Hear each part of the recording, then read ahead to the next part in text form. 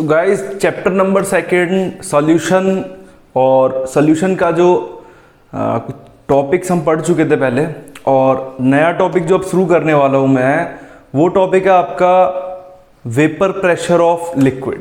ठीक है, vapour pressure of liquid की अगर मैं बात करता हूँ तो जनरली वेपर प्रेशर के बारे में आप सभी ने पढ़ा हुआ है।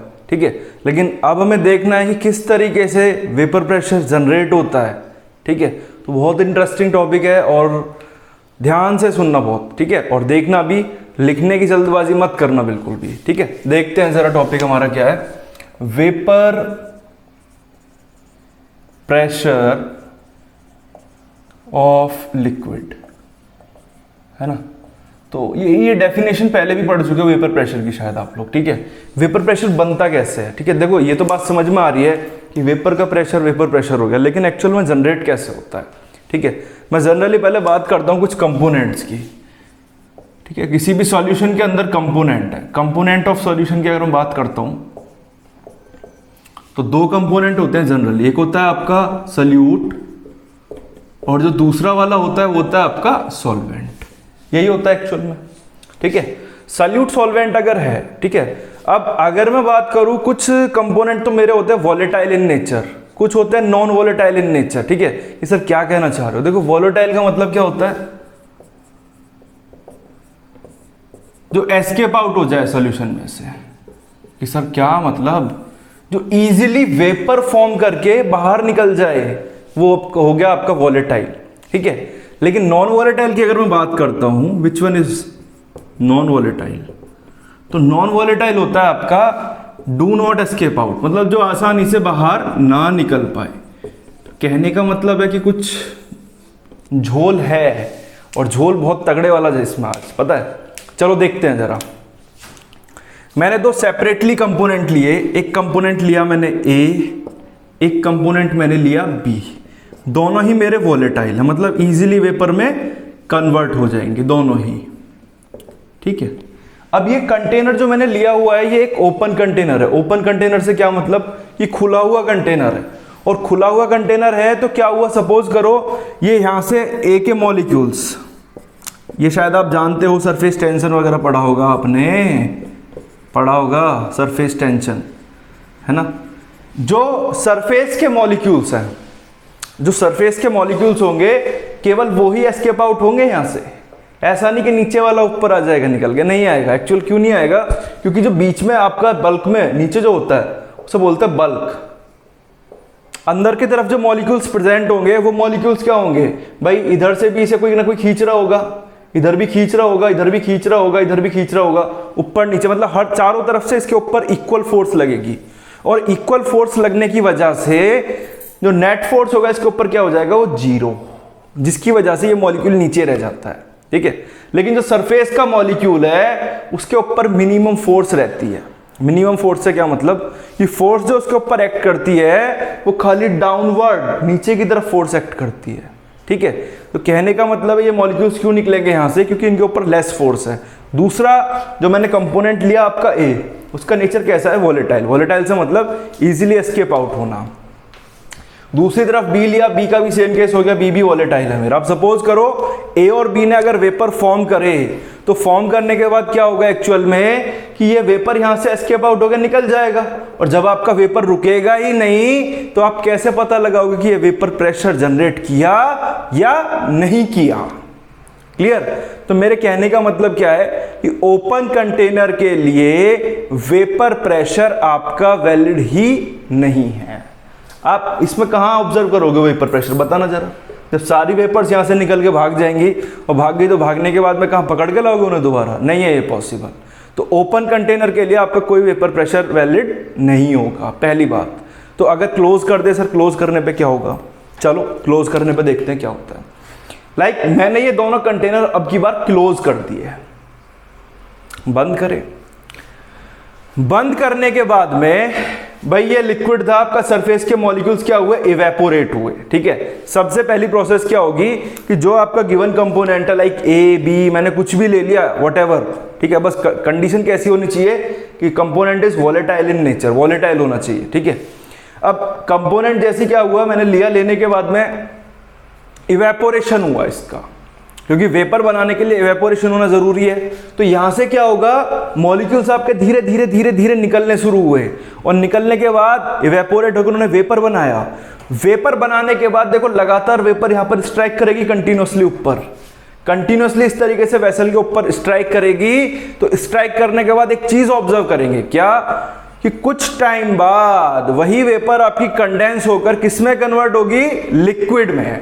और वही वेपर जब आपकी लिक्विड में कन्वर्ट होनी शुरू हो जाएगी तो वहां दो प्रोसेस हुई, कौन सी, एक तो पहले हुआ आपका इवेपोरेशन, आफ्टर दैट वेपर दोबारा से लिक्विड में कन्वर्ट हुआ तो वहां हुआ आपका कंडेंसेशन। ठीक है, तो यहां पर दोनों चीज हो रही है कि इवेपोरेशन भी हो रहा है और कंडेंसेशन भी हो रहा है। मेरे कहने का मतलब कि लिक्विड जो है वो आपका पहले तो किस में कन्वर्ट हो रहा था, गैस में। मतलब कौन सी प्रोसेस हुई थी यहां पे, इवेपोरेशन, और दोबारा गैस से किस में कन्वर्ट हुआ, लिक्विड में। तो यहां मतलब कौन सी हुई, कंडेंसेशन। तो मतलब कि सर ये रिवर्सिबल रिएक्शन है, और जहां रिवर्सिबल होगा तो वहां पे पता है आपको क्या होगा, इक्विलिब्रियम भी जरूर होगा। ठीक है, और जब यहां इक्विलिब्रियम की बात करूंगा मैं, तो इक्विलिब्रियम की जब बात करूंगा, बात को समझना, जब इक्विलिब्रियम की मैं बात करूंगा तो उस केस में क्या होगा आपका, रेट ऑफ कंडेंसेशन, ये वाला रेट किसके इक्वल होगा, रेट ऑफ इवेपोरेशन। या ये कह सकते हो कि रेट ऑफ इवेपोरेशन जो होगा वो इक्वल होगा रेट ऑफ कंडेंसेशन के। जब ये दोनों रेट्स आपस में इक्वल होंगे, ठीक है, तब डिफाइन करेंगे हम वेपर प्रेशर को। कैसे कि एट इक्विलिब्रियम ब्रैकेट में लिखेंगे rate of evaporation equals to rate of condensation. ठीक है, the pressure exerted by the vapours over the surface of liquid that is known as vapour pressure. जैसे मैं इसकी बात करता हूं, यहां ये वेपर्स थी, इसने वेपर फॉर्म करी, कैसे, इवेपोरेशन हुआ। इवेपोरेशन होने के बाद में क्या हुआ, यही वेपर दोबारा से किस में कन्वर्ट हुई, लिक्विड में कन्वर्ट हुई। तो कौन सी प्रोसेस हुई, कंडेंसेशन हुई। एक टाइम ऐसा आया कि दोनों के रेट ऑफ रिएक्शन कैसे हो गए, इक्वल हो गए। तो इक्विलिब्रियम वाली कंडीशन पर जो वेपर आपकी प्रेशर एक्सर्ट करेगी, कहां पर, over the surface of liquid, उसको नाम देंगे हम वेपर प्रेशर। ठीक है, अब वेपर प्रेशर हमें आगे पढ़ना है, फिलहाल तो वेपर प्रेशर डिफाइन करा कि क्या होगा इसमें क्या नहीं होगा। नेक्स्ट जो हमारा राउल्ट लॉ आने वाला है वो टोटल इसी के ऊपर बेस्ड है। ठीक है, सपोज करो यहां वॉलेटाइल, अभी तो इंडिविजुअल एक कंपोनेंट के लिए देखा हमने, लेकिन सपोज करो आपको सॉल्यूशन के लिए देखना हो और वहां पे आपको कंडीशन दी हुई हो क्या, कि इसमें तो दोनों ही कंपोनेंट वॉलेटाइल दे दिए, इसमें कह दिया कि भाई एक वॉलेटाइल एक नॉन वॉलेटाइल, तो वेपर प्रेशर आपसे कंपेयर करा लिया, ये भी हो सकता है। ठीक है, तो नेक्स्ट जो है हमारा वो है आपका राउल्ट लॉ, और Raoult law total vapour pressure के ऊपर है। ठीक है, कैसे होगा क्या होगा वो देखते हैं, लेकिन ये चीज मत भूलना, वॉलेटाइल का मतलब जो आसानी से वेपर फॉर्म कर ले, एस्केप आउट बाहर निकल जाए। नॉन वॉलेटाइल का मतलब जो आसानी से वेपर फॉर्म ना कर पाए, आसानी से एस्केप आउट ना हो पाए। ठीक है, देखते हैं अभी फटाफट से जल्दी से। ठीक है, तो अब हम क्या करने वाले हैं, अब सॉल्यूशन का वेपर प्रेशर देखने वाले हैं। कैसे सॉल्यूशन, जैसे सपोज करो मेरे पास दो कंपोनेंट है, एक ए है, दूसरा कंपोनेंट है बी। जनरली केमिस्ट्री हम लोग पढ़ ही रहे हैं, तो सॉल्यूशन में जनरली ए यूज करते हैं हम सॉल्वेंट के लिए, बी यूज करते हैं हम सॉल्यूट के लिए। ठीक है, मैंने कहा दोनों ही कंपोनेंट मेरे कैसे हैं, वॉलेटाइल, ये भी कैसा है, वॉलेटाइल। अब वॉलेटाइल है तो इनका अपना कुछ ना कुछ वेपर प्रेशर होगा, क्योंकि आसानी से एस्केप आउट हो सकते हैं। ठीक है, तो जनरली क्या माना कि जो ए का प्योर फॉर्म है बी है, प्योर फॉर्म से मेरा मतलब कहीं कुछ नहीं इसके अंदर ऐड नहीं है, बस इसके अंदर ए प्रेजेंट है, और यहां इसके अंदर क्या प्रेजेंट है, खाली बी प्रेजेंट है। ठीक है, तो मैंने माना इनका अपना कुछ वेपर प्रेशर है प्योर फॉर्म में, और वो वेपर प्रेशर मैंने क्या माना, पी नॉट ए। ठीक है, बी के लिए मैंने मान लिया वही पी नॉट बी, ये हो गया। अब इतना होने के बाद में मैंने कहा मेरा मन है सॉल्यूशन बनाने का। कहने आपने कहा सर बनाओ, मैंने कहा बनाता हूं। देखो जरा, ये ए और बी मैंने बेटा मिक्स कर दिया आपस में। ठीक है, ए और बी मैंने मिक्स कर दिया आपस में, सॉल्यूशन बन गया। अब ये जब मिक्स कर दिया तो मिक्स करने के बाद में क्या ऐसा पॉसिबल है कि ए का जो वेपर प्रेशर है अब भी पी नॉट ए होगा, पहला सवाल। दूसरा, क्या बी का प्रेशर पहले जो पी नॉट बी था वो अब भी पी नॉट बी होगा? ये तो प्योर स्टेज के थे। प्योर का मतलब जब ये अकेले थे, दोनों एक साथ नहीं थे, लेकिन जब ये कंबाइन करे तो कंबाइन करने पर क्या प्रेशर सेम रहेगा एक्चुअल एज इट इज? नहीं रहेगा, पहली बात। ठीक है, जब ये कंबाइन फॉर्म में आए, कंबाइन फॉर्म में आने के बाद में मैंने कहा कि जो मेरा ए है उसका प्रेशर है पी ए और बी का प्रेशर क्या है? पी बी हो गया। क्लियर? हाँ, P not a, p not a, p not be क्या है हमारे? ये बात को समझ लेना पहले ही कि जब दोनों आपके कंपोनेंट सॉल्यूट और सॉल्वेंट अलग अलग प्रेजेंट है, इनिशियल स्टेज में होंगे कहीं ना कहीं, जब आपने सॉल्यूशन नहीं बनाया था, तो उस केस में जो ए का वेपर प्रेशर था पी नॉट ए था, बी का वेपर प्रेशर था पी नॉट बी, और जब दोनों आपस में आपने कंबाइन करे तो कंबाइन करने के बाद में वेपर प्रेशर क्या हो गया? इसका हो गया पी ए, इसका हो गया पी बी हो गया। ठीक है, दोनों ही वोलेटाइल कंपोनेंट है। अब वोलेटाइल कंपोनेंट है, आसानी से एस्केप आउट होंगे, तो इनका वेपर प्रेशर क्या होगा? ज्यादा होगा। ठीक है, अब सपोज करो, ओनली सपोज कि अगर ए ले लिया मैंने नॉन वोलेटाइल और बी लिया मैंने वोलेटाइल, मतलब मेरा जो सॉल्वेंट है वो कैसा है? नॉन वोलेटाइल है ना। सॉल्यूट कैसा है? वोलेटाइल है। अब सपोज करो इन्होंने रिजल्टेंट सॉल्यूशन कोई ए बी बनाया। अब सवाल बस इतना सा है, एक ये सॉल्यूशन है, एक ये सॉल्यूशन है। इस सॉल्यूशन में मेरे ए और बी दोनों ही वोलेटाइल है, और इस सॉल्यूशन में मेरा एक नॉन वोलेटाइल है, एक वोलेटाइल है। कौन से वाले का वेपर प्रेशर ज्यादा होगा? ठीक है, पॉज करके अपने आप सोच लेना। आंसर क्या होगा? इसका आंसर बताता हूं आपको।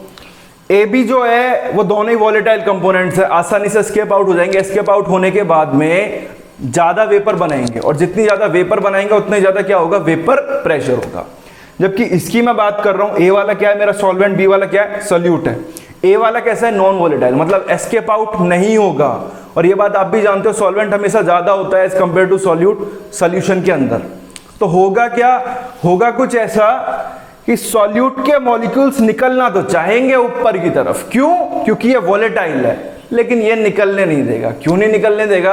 क्योंकि ये नॉन वॉलेटाइल है, और नॉन वॉलेटाइल पार्टिकल्स क्या होंगे? सरफेस ऑक्यूपाई करेंगे, नीचे से आएंगे, धक्का मारेंगे, अरे हट जाओ, हमें जाने दो, लेकिन ये नहीं हटेगा। क्यों नहीं हटेगा? मेजॉरिटी किसकी है? सॉल्वेंट ज्यादा होता है, नॉन वोलेटाइल आपका कंपोनेंट ज्यादा है, जिसकी वजह से ये एस्केप आउट नहीं कर पाएंगे, जिसकी और उसी वजह से इसका वेपर प्रेशर क्या होगा? कम होगा, और इसका होगा ज्यादा होगा। Clear all of you? Question आ जाता है कभी कभी कि प्योर वाटर का वेपर प्रेशर ज्यादा होता है as compare to the sugar solution, और एज कंपेयर टू द कोई भी प्योर सॉल्वेंट अगर दे दिया तो उसका रीजन क्या होगा? उसका रीजन यही होगा कि सल्यूट अगर आपका सपोज आ गया नॉन वोलेटाइल, मैंने उल्टा दिया हुआ है, ठीक है, सल्यूट अगर आ गया आपका नॉन वोलेटाइल सपोज करो, तो उस केस में क्या होगा कि सॉल्यूट के पार्टिकल्स आपका वेपर फॉर्म नहीं करेंगे, और वेपर अगर फॉर्म नहीं करेंगे तो उस केस में क्या होगा कि कुछ पार्टिकल्स सरफेस को ऑक्यूपाई करके, जो पार्टिकल्स ऐसे होंगे जो निकलना भी चाह रहे होंगे, वो भी नहीं निकल पाएंगे उनकी वजह से, और वो निकल नहीं पाएंगे तो वेपर नहीं बनेगी, और वेपर अगर नहीं बनेगी तो उस केस में वेपर प्रेशर क्या हो जाएगा? कम हो जाएगा। ठीक है, और उसी बिहाफ पर है हमारा अगला जो है वो राउल्ट्स लॉ। राउल्ट्स लॉ क्या कहता है पता है? राउल्ट्स लॉ ये कहता है, राउल्ट्स लॉ, अब इसमें भी पता है क्या है? फॉर वॉलेटाइल कंपोनेंट, है ना, कि जहां पे आपके दोनों कंपोनेंट वॉलेटाइल हो तो उसके लिए क्या होगा? ठीक है, और स्टेटमेंट प्लस क्या न्यूमेरिकल अप्रोच है उसकी, वो देखते हैं जल्दी से हम फटाफट। बात करने वाले थे अब हम राउल्ट्स लॉ के बारे में। ठीक है, राउल्ट्स लॉ के बारे में अगर बात करें तो वेपर प्रेशर से पूरा रिलेटेड है, मैंने आपको शायद बताया था। और स्टेटमेंट पता है, स्टेटमेंट पढ़ते ही आपको समझ में आएगा कि ये लॉ किस चीज के लिए पढ़ रहे हैं, क्यों पढ़ रहे हैं, ये भी समझ में आ जाएगा। ठीक है, राउल्ट लॉ की अगर बात करता हूं तो देखो स्टेटमेंट में क्या लिखा है मैंने, at a given temperature, particular किसी भी टेम्परेचर पर, for a solution of volatile liquids the partial vapour pressure of each component in solution is equal to the product of vapor pressure of the pure component and its mole fraction। इस चीज का मतलब क्या है? देखो मैंने एक mathematical approach लिखा है जिससे आप आसानी से समझ सको, अदरवाइज मैं ये भी लिख सकता था शायद यहां पर, the vapour pressure of the component present in a solution is directly proportional to the mole fraction of component. मतलब लाइक सपोज करो कोई सॉल्यूशन है, ठीक है, उसके अंदर बेटा दो चीज है हमारी, एक ए और दूसरा क्या है बी। ए मान लिया मैंने मेरा सॉल्वेंट, बी मान लिया मैंने मेरा सल्यूट, ठीक है। अच्छा प्योर वेपर प्रेशर क्या होगा इनका, ए का प्योर फॉर्म में। अच्छा अभी प्रेशर है इसका पी ए और इसका क्या है पी बी, और इसका जो मोल फ्रैक्शन है वो मान लिया मैंने एक्स बी और इसका क्या मान लिया एक्स ए, ठीक है। तो स्टेटमेंट क्या कहती है कि जो पी ए होगा वो डायरेक्टली प्रोपोर्शनल होगा उसके मोल फ्रैक्शन के। देखो बात सही भी है कुछ हद तक। एक्स ए से मतलब है mole fraction, mole fraction denote करता है कंसंट्रेशन को। बात समझना कि ए का कंसंट्रेशन जितना ज्यादा होगा उतना ही ज्यादा होगा ए का पार्शियल प्रेशर, खुद का प्रेशर, भाई ठीक है ना। जितना ज्यादा इसका अमाउंट होगा उतना ही ज्यादा प्रेशर होगा, डायरेक्टली प्रोपोर्शनल कह दिया। सेम बी का कह सकते हैं कि पीबी जो होगा वो डायरेक्टली प्रोपोर्शनल होगा एक्स बी के, कि जितना ज्यादा कंपोजिशन होगा बी का उतना ही ज्यादा प्रेशर होगा बी का। क्लियर इतनी बात? ये बातें सारी नॉर्मल है बिल्कुल भाई, बहुत जनरल टर्म है कि ए जितना ज्यादा उसका प्रेशर भी उतना ही ज्यादा, बी जितना ज्यादा उसका प्रेशर भी उतना ही ज्यादा, वही चीज लिखी है अभी भी, ठीक है। और अगर इसे थोड़ा सा मैं अच्छे से लिखूं, प्रोपोर्शनलिटी टर्म है वो खत्म करनी पड़ेगी, तो क्या आएगा पी ए इक्वल्स टू आ गया आपका पी नॉट ए एक्स ए, ठीक है। पी नॉट ए क्या हो गया प्योर। जब ये दोनों अलग अलग होंगे तो उस केस में मैंने भी बताया था लास्ट लेक्चर में कि ए और बी है, ये ए और ये बी है ना। तो इसका प्रेशर बताया था पी नॉट बी, इसका क्या बताया था पी नॉट ए। प्योर है ना, प्योर कंपोनेंट जब तक है, ठीक है। Vapour pressure of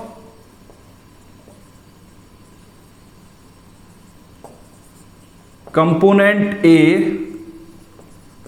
in pure state, जब प्योर था बिल्कुल, प्योर फेज कह सकते हो, ठीक है।